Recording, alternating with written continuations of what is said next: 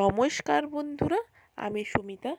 আজ আপনাদের করে দেখাবো আর একটি নতুন রেসিপি। তো আমি আজ করে দেখাচ্ছি হিংসে শাকের লটপটি। তো চলুন, এর জন্যে আমি বেশ খানিকটা হিংচে শাক নিয়েছি এবং ধুয়ে পরিষ্কার করে নিয়েছি একটি টমেটো, একটি বেগুন, আধা কাঁচা কলা এবং একটি আলু, এবং সব সবজিগুলোকে আমি লম্বালম্বিভাবে কুচিয়ে নিয়েছি এবং শাকটাকেও আমি ভালোভাবে ধুয়ে কুচিয়ে রেখেছি। এরপরে আমি এখানে একটি কড়াই নিব, তাতে দিব বেশ খানিকটা সাদা তেল। গরম হওয়ার পর তেলতে আমি দিব শুকনো লঙ্কা এবং 5 ফোড়ন, এবং তাতে যোগ করব বেশ খানিকটা বড়ি। তো বড়িটা আমি উলটপালট করে লাল লালভাবে ভেজে নিব 2 পিঠ। দেখতেই পাচ্ছেন বন্ধুরা, বড়িটা আমার প্রায় দুপাশ ভাজা হয়ে এসছে। আপনারা চাইলে বড়িটা যোগও করতে পারেন অথবা নাও যোগ করতে পারেন। এরপরে আমি এতে দিব কুচিয়ে রাখা টমেটো কুচি, এবং 1-2 বার নাড়াচাড়া করার পর আমি এতে যোগ করব কুচিয়ে রাখা সবজি,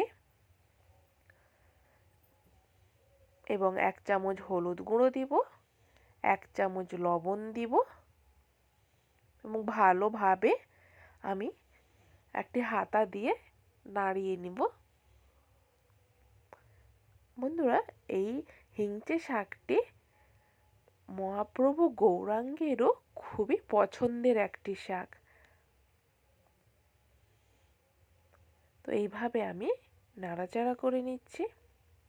এরপরে যোগ করব হিংচে শাক। ভালোভাবে আমি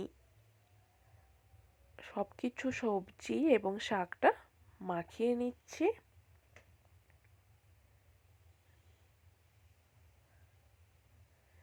ভালোভাবে আমি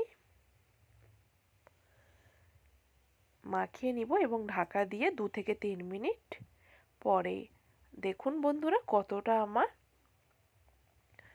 সেদ্ধ হয়ে গেছে সবজিগুলো, এবং আমি আবার বেশ খানিকক্ষণ ঢাকা দিয়ে রান্না করার পর আমি যোগ করব 1/2 চামচ চিনি। আপনারা চাইলে চিনিটা অ্যাভয়েডও করতে পারেন, কিন্তু চিনিটা দিলে স্বাদটা সামঞ্জস্য বজায় থাকে। তো এইভাবে আমি মিডিয়াম আঁচে বেশ খানিকক্ষণ রান্না করে নেব। এবং বন্ধুরা, এই হিংচে শাক খেতে তিতকুটে একটু হলেও শরীরের পক্ষে খুবই উপকারী একটি শাক, এবং আমি এতে যোগ করছি 1 চামচ মতো সরিষের তেল নামানোর আগে। এই সময় গ্যাসের আঁচটা বাড়িয়ে দিতে হবে এবং বেশ 1-2 মিনিট নাড়াচাড়া করে নিতে হবে, এবং গরম গরম পরিবেশন করতে হবে ভাতে হিংসে শাকের লটপটি। তো বন্ধুরা, ধন্যবাদ বন্ধুরা।